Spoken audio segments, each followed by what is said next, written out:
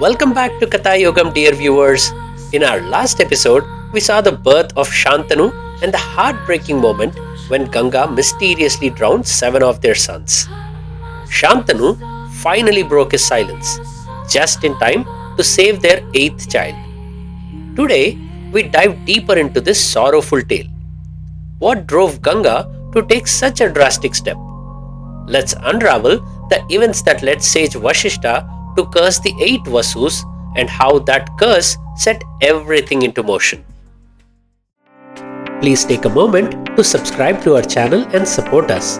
This will help us bring more fascinating content from the treasure trove of Indian epics to you.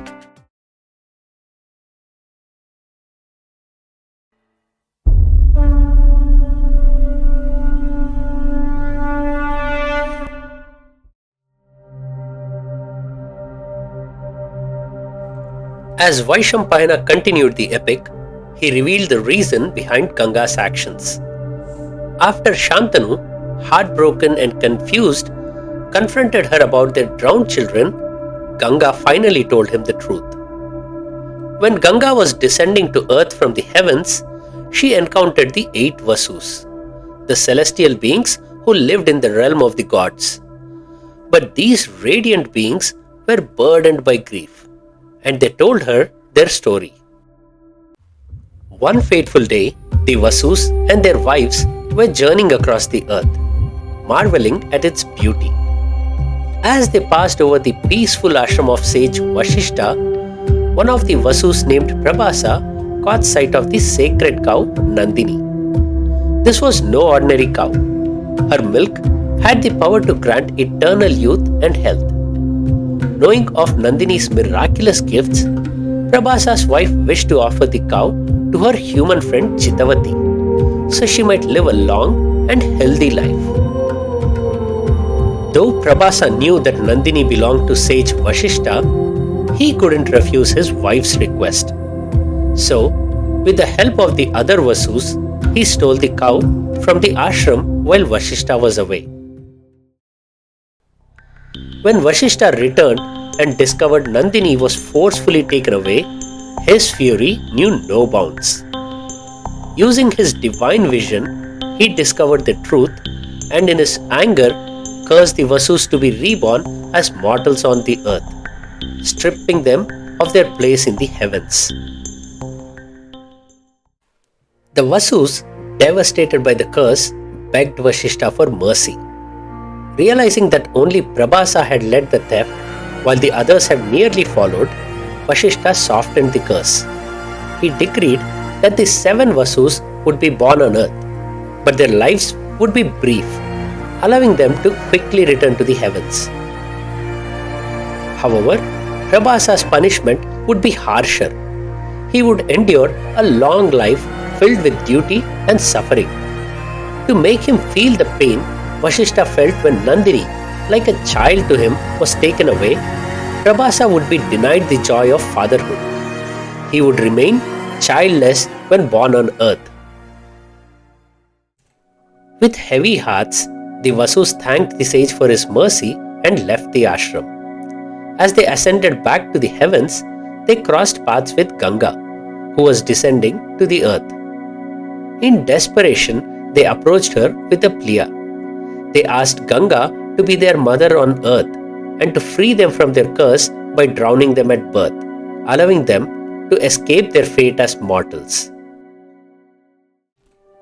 Though Ganga was deeply moved by their request, she hesitated at the thought of killing her own children. However, after understanding the Vasu's desperate situation, she agreed. Yet, she made one resolve. The 8th Vasu, Prabhasa, who would live out his full mortal life filled with duty and suffering, would also be an illustrious person. She would ensure he was blessed with unmatched skill and virtue. The other Vasus even offered him part of their powers so he might achieve greatness on earth. Ganga then explained to Shantanu that by drowning the first 7 children, she had freed the Vasus from their earthly suffering. But the 8th child was different. He was Prabhasa, destined for greatness. Ganga promised to care for him, raising him to be a skillful and righteous person, and then return him to Shantanu as a noble heir to the throne. With the child in her arms, Ganga disappeared into the river, leaving Shantanu filled with sorrow, but also a sense of hope. Years passed. One day, as Shantanu wandered by the river, he saw a young boy practicing archery. The boy's skill was extraordinary. He had built a dam across the mighty river with nothing but his arrows. Amazed, Shantanu asked the boy his name. At that moment, Ganga appeared and revealed that this boy was their son, Devavrata. She told Shantanu that Devavrata had been trained by the greatest sages and warriors. He had learned the wisdom of the Vedas from Sage Vasishta and mastered combat under the guidance of the legendary Parshuram. Shantanu was filled with joy and embraced his son tightly. He proudly declared him the future heir to the Kuru kingdom. His heart swelled with dreams of watching his son grow into a wise and just ruler, guiding the kingdom to greatness. Life seemed perfect, with father and son united at last. But fate had other plans. One day, as Shantanu walked along the river bank, a captivating fragrance filled the air, unlike anything he had ever experienced. Entranced, he followed the scent, unaware that each step would lead him toward a destiny that would forever alter the course of Devavrata's life and the entire Kuru kingdom. Stay tuned to Katha Yogam to witness how Devavrata's destiny takes a dramatic turn, a vow that will change his life forever and earn him the name Bhishma.